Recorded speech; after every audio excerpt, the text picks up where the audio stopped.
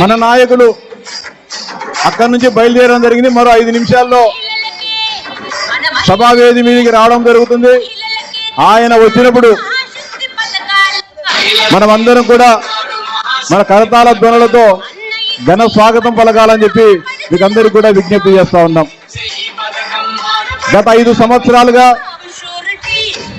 ఈ రాష్ట్రంలో నీతికి అవినీతికి, న్యాయానికి అన్యాయానికి, ధర్మానికి అధర్మానికి మధ్య పోరాటం జరుగుతూ ఉంది.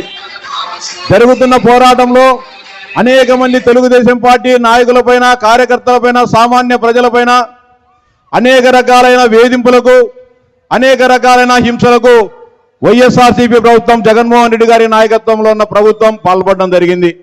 ఏది ఏమైనప్పటికీ అనేక రకాలుగా తెలుగుదేశం పార్టీని సమాధి చేయాలి, తెలుగుదేశం పార్టీ నాయకత్వాన్ని ఇబ్బంది పెట్టాలని అనేక రకాలుగా కుట్రలు కుతంత్రాలకు తెరలేపిన ఏ ఒక్క తెలుగుదేశం పార్టీ నాయకుడు, కార్యకర్త వెన్ను చూపకుండా తెలుగుదేశం పార్టీ మా అజెండా, నారా చంద్రబాబు గారి నాయకత్వంలోనే మేమంతా పనిచేస్తామని చెప్పి అనేక రకాలుగా ఇబ్బందులు పడిన, హింసలకు గురైనా కూడా మొక్కవోని ధైర్యంతో పార్టీకి అండగా నిలబడిన ప్రతి ఒక్క సోదరునికి, సోదరికి పేరు పేరున హృదయపూర్వక ధన్యవాదాలు తెలియజేస్తా ఉన్నాం. అనేక రకాలుగా నాయకులపైన వేధింపులు చేశారు, కార్యకర్తలపైన వేధింపులు చేశారు. అయినప్పటికీ కూడా తెలుగుదేశం పార్టీ నాయకులు కానీ, కార్యకర్తలు వెరవలేదు, భయపడడం లేదు. కాబట్టి ఆఖరుకు అది నాయకున్నే టార్గెట్ చేసి, అది నాయకున్నే వేధించి జైలుకు పంపితే తెలుగుదేశం పార్టీ శ్రేణులు కకాకులమవుతాయని చెప్పి భావించిన జగన్మోహన్ రెడ్డి ఆఖరుకు మన నాయకున్నే టార్గెట్ చేసి చేయని నేరానికి, జరగని మోసానికి అరెస్టు చేసి 53 రోజుల పాటు జైల్లో నిర్బంధించిన సంగతి మనమంతా చూశాం.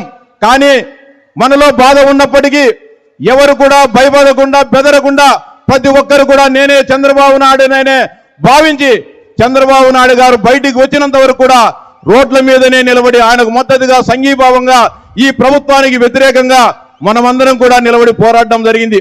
ఇదే విధమైన పోరాటాన్ని, ఇదే విధమైన అకుంఠిత దీక్షను మరో 100 రోజుల పాటు ఈ అవినీతి ప్రభుత్వం, ఈ నిరంకుశ ప్రభుత్వం గద్దె దిగాలంటే మనమందరం కూడా నిద్రాహారాలు మాని చంద్రబాబు నాయుడు గారిని మళ్ళీ ఈ రాష్ట్రానికి ముఖ్యమంత్రిని చేసేటంత వరకు, ఈ రాష్ట్రంలో ప్రజాస్వామ్యాన్ని, ప్రజలను కాపాడేటంత వరకు మనం పనిచేయాల్సిన అవసరం ఎంతైనా ఉంది.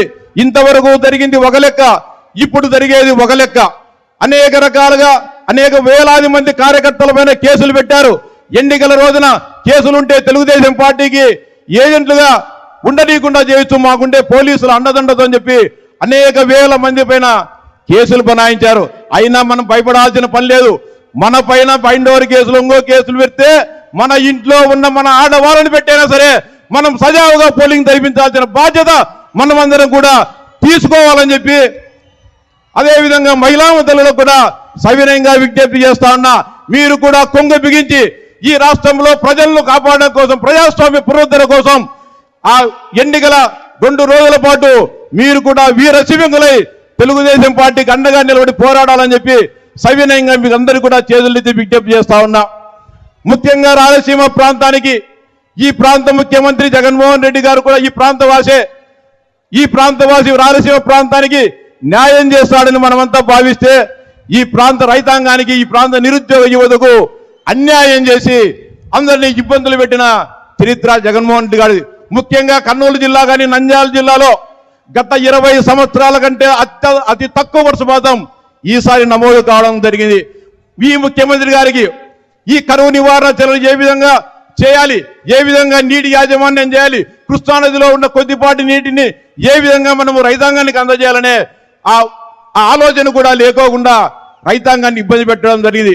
గతంలో ఎప్పుడూ లేని విధంగా కేసీ కెనాల్ కింద రైతులు కానీ, తెలుగంగ కింద ఉండే రైతులు కానీ, జిఎన్ఎస్ఎస్ కింద కానీ, హెచ్ఎన్ఎస్ కింద ఉండే రైతాంగం ఈరోజు కర్నూలు జిల్లాలో కానీ, నంద్యాల జిల్లాలో కానీ అనేక రకాలుగా ఇబ్బందులు పడడం జరిగింది.